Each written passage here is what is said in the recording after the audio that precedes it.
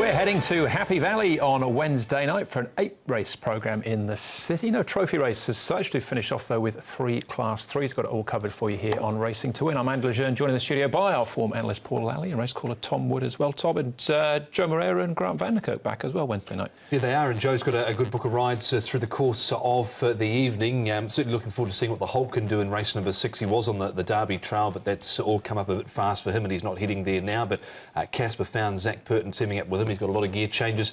And the last race, this is Class, who's got a form line of 1-2-1-2-1. I think I got that right in the end.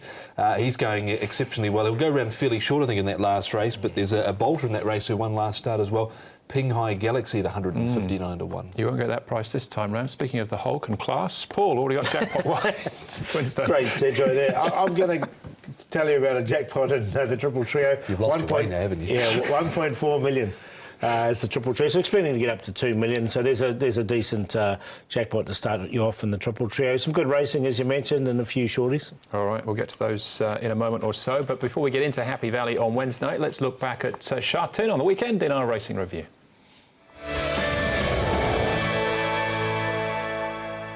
Going to look back on the final race then from Sha-Tin, which was a Class 2 contest, and it was final race for Alexi Bedell as well, his swan song, if you like, scoring on Douglas White's favourite, Super Wealthy. Yeah, you got the perfect trip. Now, the two previous races, Douglas White's short price favourites both got beaten, but no mistake here. He got the perfect run on the inside, came through and run really nicely. Now, Decrypt, a good run from him. He was on a Derby Trail, but he's sort of come back in distance. That's all gone for him. And Lobo's Legend, he ran on really nicely as well, so a win from him isn't far away. Yeah, he just needs to draw a draw, does Lobo's Legend. Band of Brothers stayed on okay there. You saw the horse on the inside who won now 2 starts ago, Assimilate.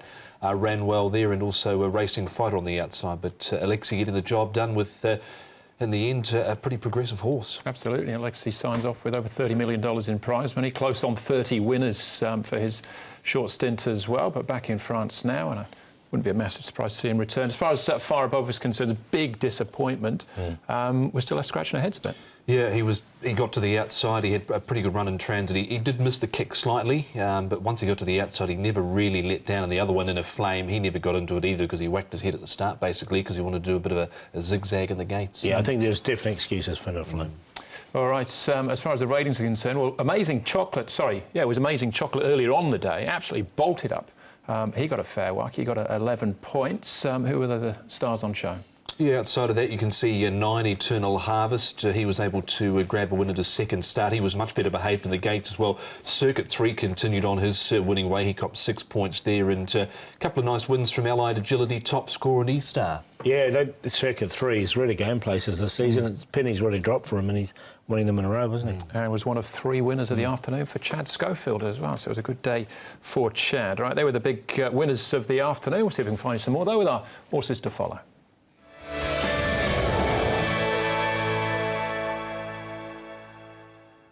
There was a whole stack of first starters either making their debut or switching from overseas. Who did you find, Paul? I found one of those ones. He's had a couple of runs and ran at Royal Ascot, this horse. He's called Jumbo Engine. Now, he missed the start by about 4 lengths.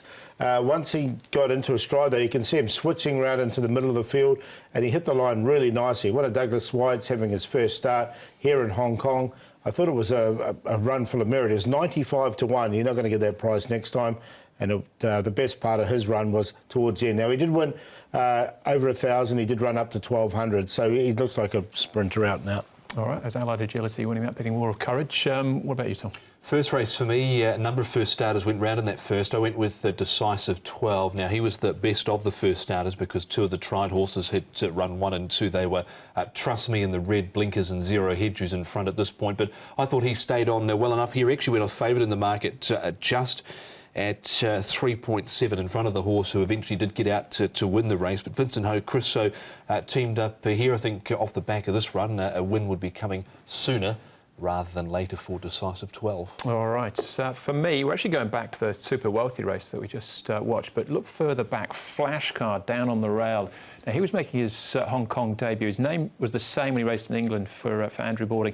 Actually, keep an eye on the horse right at the very back as well. That's Generous Charity. It was 450 to 1. He makes up some late ground as well. But Flashcard, considering the strength of the opposition in front of him, Decrypt, Super Wealthy, Lobo's Legends, Assimilate as well, just quickening away from him, This is a good effort on debut. At what price? He was at nearly 60 to 1. I don't think it will take him too long to find his feet, and he should be winning a race soon enough. There was one disappointing horse in that race, Glorious Spectrum. I never saw what happened in the steward's report, but he pulled up very quickly there. Yeah, nothing really. It was they couldn't find anything wrong, I don't think, in the end. But as far as the meeting was concerned, Sir Alfred Chan picked up a couple of days, recently down to his £7 claim. Had a winner on the weekend as well, but misses the 18th and the 23rd. That's Derby weekend, of course. The Derby odds on the 22nd of March. All right, we're up to date then as we launch into Wednesday night's programme at Happy Valley. We're on the B+2 course. No, just the B course. Oriental Elite is out, replaced by Universal Go-Go. Vincent Ho, who missed his commitments on the weekend halfway through the card. He's OK for Wednesday night. Serafino's out as well, replaced by This Is Charisma.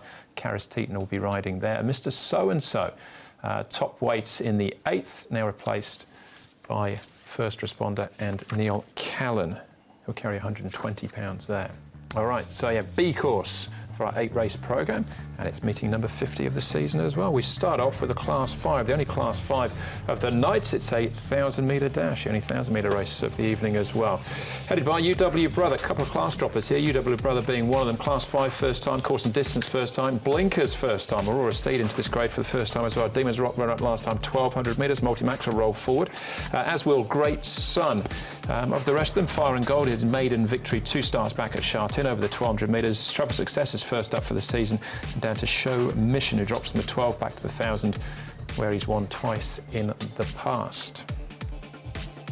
Pace here should be good, and it's a fairly sort of standard setup, I think, here with the Great Sun La Bomba. He actually was a bit wayward round the turn last time out. La Bomba, he did lose a plate in that race as well. Prawn Yeye, he got squeezed up at the start and ended up settling back, but he can race close to the speed, as too can Multi-Max.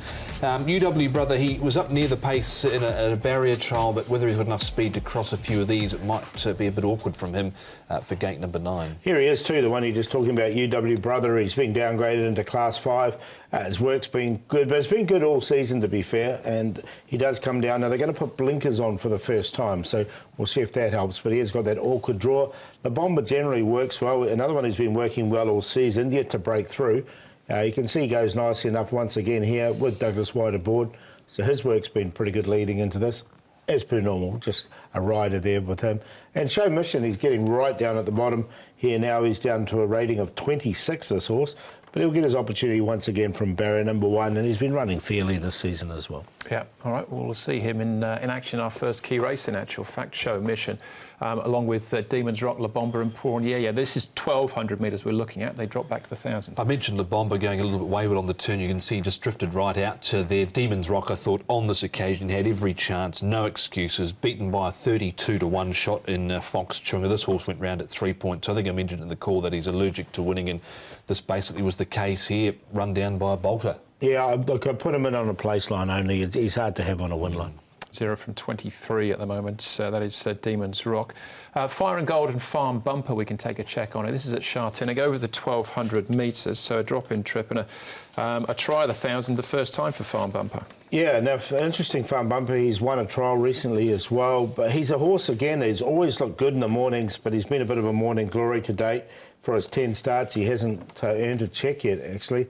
So you've got to take him on trust. But Fire and Gold was a winner 2 starts ago at Chartin and did then run again at Chartin. So his only win has come here at Chartin. Yeah, it's interesting, Farm Bumper. He has won a trial at Happy Valley recently. He was a bit keen in that trial, and then they opted to let him go towards the lead. He seemed to settle once he got to the lead, but yeah, he hasn't done too much. All right, I say first try at 1,000. First try at 1,000 Happy Valley has been once down the straight. UW Brother takes the class drop and gets the blinkers on as well. Yeah, this horse here, as Paul said, seems to work well.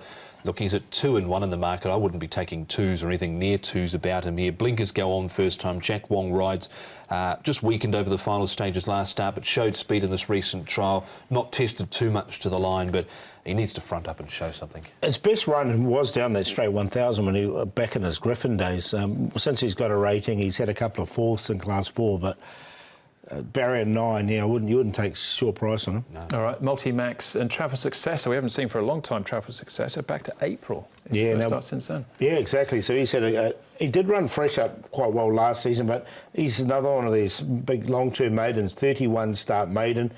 Karis Teaton, the barrier 11's not going to make it easy for him. And Multi-Max, they tried him up to 1650, which experiment didn't work. He's now back to 1,000, but he's well rated and he has won 7 races. Funny that the 1650 didn't work out for him. Joe Moreira rides.